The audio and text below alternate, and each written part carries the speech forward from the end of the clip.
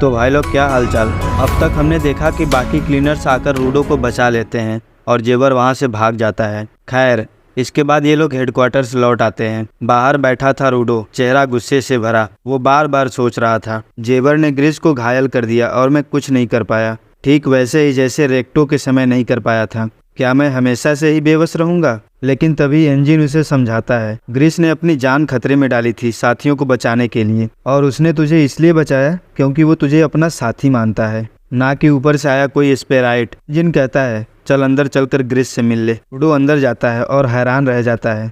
Grease तो आराम से बैठा हुआ था, जैसे उसको कुछ हुआ ही न हो। वो तो रूडो को उसकी पावर अवेकन करने की बधाई दे देता है। अब रूडो गुस्से से चिल्लाता है, जेबर ने अपना पंजा तेरी छाती के आर पार कर दिया था तो मुझे क्या लगता, जाहिर है कि तू मर गया होगा। ग्रिस बताता है कि यहाँ की मेडिकल टीम की वजह से वो बच गया, खासकर एसा की वजह से, जो इस ग्रुप की इकलौती हीलर है। वो शर्मीली सी लड़की चुपचाप खड़ी रहती है। ग्रिस उसका शुक्रिया करता है, फिर फोलो का भी, क्योंकि वो हर वक्त उसके साथ था। के बाद ग्रिस रूडो और जनका की तारीफ करता है, तुम दोनों ने आज बहुत अच्छा काम किया। दुश्मन स्ट्रांग था और तालिस्मान को लेकर ज्यादा मत सोचो, उसने अपना काम किया और यही काफी है।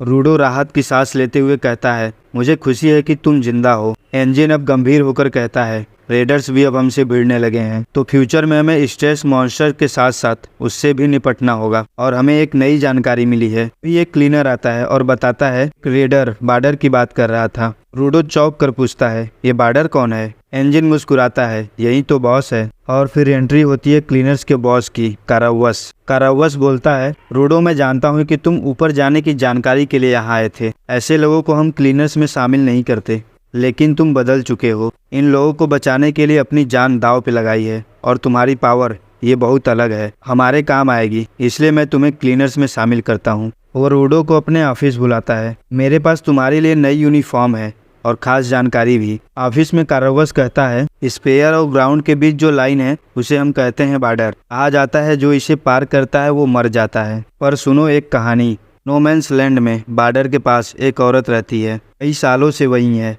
वो कहती है कुछ लोग नीचे आते हैं और वापस ऊपर चले जाते हैं, वो भी बिना मरे। ये सुनकर रूडो का दिमाग घूम जाता है। अगर मैं उन लोगों में से किसी एक को ढूंढ लूं, वो मुझे ऊपर जाने का रास्ता बता सकते हैं। कारावस गंभीर होकर पूछता है, ये सफर बहुत खतरनाक है, सच में जाना चाहते हो? हाँ, मैं जरूर जाऊंगा। इसी बीच एंजिन अंदर आता है और हंसते हुए कहता है, ऐसे क्लीनर वाली यूनिफॉर्म तुम पर जच रही है। इसके बाद कहानी कई ट्विस्ट लेती है। रूडो की जिद, नो मैंस लैंड के खतरे की यात्रा, उसकी पावर की असली लिमिट, कठिनाइयों का मजेदार किस्सा, कब्ज का राज और जनका की ट्रेनिंग। और यहाँ खुलता है असली सच, रूडो की पावर सिर्फ टूटी हुई चीज़ों पर काम करती है, यानी कि कचरे को नया मकसद देना ही उसकी ताकत है। का और एंजिन दोनों उसकी तारीफ करते हैं। दूसरी तरफ रेडर्स अपने बॉस को रिपोर्ट देते हैं। और बस यहीं खत्म होता है ये धमाकेदार एपिसोड। तो अगर चैनल पर नए हो तो वीडियो को लाइक और चैनल को सब्सक्राइब करो यार। बाकी मिलते हैं अगले वीडियो में, तब तक के लिए धन्यवाद।